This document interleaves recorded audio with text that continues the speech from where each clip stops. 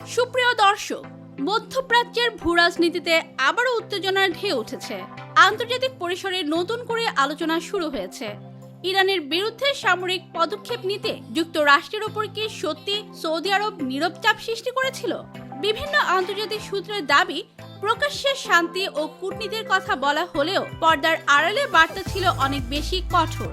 বলা হচ্ছে, ইরানকে নিয়ন্ত্রণে আনতে যদি ওয়াশিংটন দৃঢ় অবস্থান না নেয়, তাহলে ভবিষ্যতের পরিস্থিতি আরো ভয়ঙ্কর হয়ে উঠতে পারে। এমন সতর্ক সংকেত একাধিকবার দেওয়া হয়েছিল। এই বিতর্ক সামনে আসার পর সবচেয়ে গুরুত্বপূর্ণ প্রশ্নটি উঠে এসেছে, সৌদি আরব কি কেবল কূটনৈতিক পর্যায়ে সীমাবদ্ধ ছিল, নাকি কোনো বাস্তব সহায়তা দিয়েছিল? এখন পর্যন্ত এমন কোনো প্রমাণ প্রকাশ্যে আসেনি যেখানে দেখা যায় সৌদি ভূখণ্ড বা আকাশসীমা ব্যবহার করে কোনো হামলা চালানো হয়েছে। বরং সৌদি আরব এর পক্ষ থেকে বারবার জানানো হয়েছে, তারা তাদের ভূমি বা আকাশসীমা কোনো সামরিক অভিযানের জন্য উন্মুক্ত করেনি এবং সংঘাত নয়, আলোচনার পথই তাদের পছন্দ।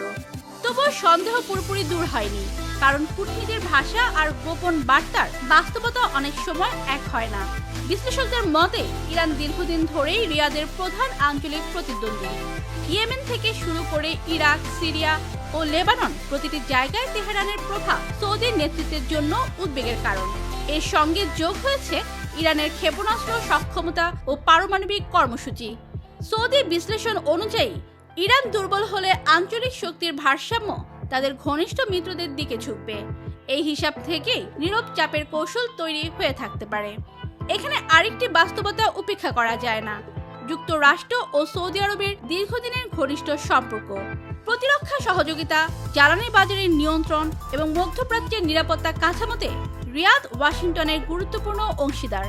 ফলে ইরান প্রশ্নে সৌদি অবস্থান যুক্তরাষ্ট্রের নীতি নির্ধারণে প্রভাব ফেলতে পারে এমন ধারণা অনেকের। একই সঙ্গে ইসরায়েলের সঙ্গে ইরান বিরোধী অবস্থানে সৌদি আরব কতটা একমত তা প্রকাশ্যে স্বীকার না করা হলেও বাস্তব রাজনীতিতে মিল রয়েছে বলে মনে করেন বহু বিশ্লেষক।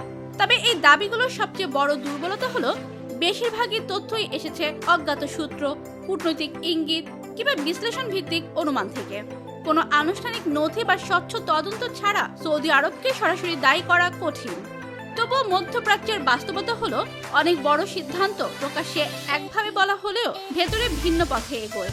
তাই অভিযোগগুলো পুরোপুরি উড়িয়ে দেওয়ার সুযোগও খুব বেশি নেই। সাম্প্রতিক সময়ে আয়াতুল্লাহ আলী খামেনিকে ঘিরে উত্তেজনার পর বিশ্ব এখন নতুন করে ভাবছে, এই সংকটকে কেবল ইরান বনাম যুক্তরাষ্ট্র ও ইসরায়েলের মধ্যেই সীমাবদ্ধ, নাকি এর পেছনে পুরো অঞ্চলের শক্তির সমীকরণ কাজ করছে।